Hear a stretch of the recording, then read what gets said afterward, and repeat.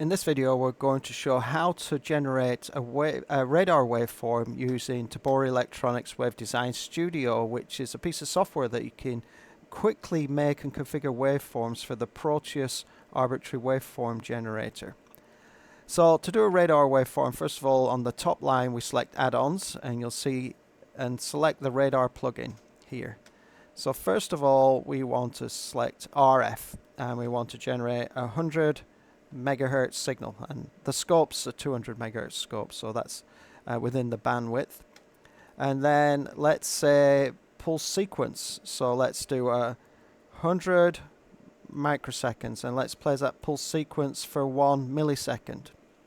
And then finally let's add some modulation, and we're going to set the frequency sweep to 10 megahertz, so we're going to hit apply.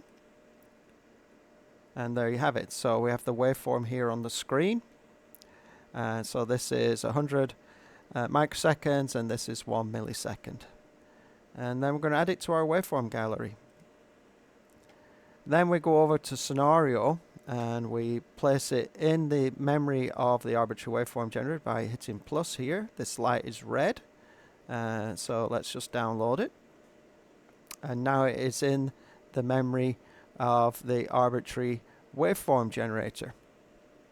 And then if we go to continuous, and there you can see we've got some aliasing on the scope there, but I'm going to leave that for now because it's a low sample rate scope, because the next thing I want to do is to be able to create a task.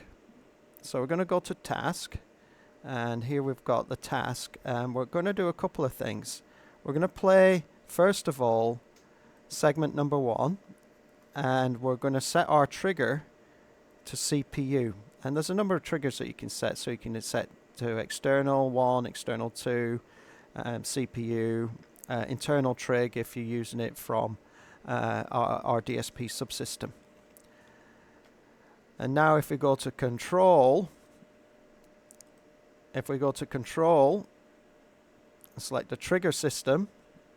We've got this set to CPU, and then make sure that task is set, and then we hit that. So let's put this into single now and hit this button called bus trigger, and there you go. Alright, let's now make that 3 pulses. So we'll loop that task 3 times, download to the instrumentation, put it in single again, go to control, and there you have 3 pulses. And if we want to do 4,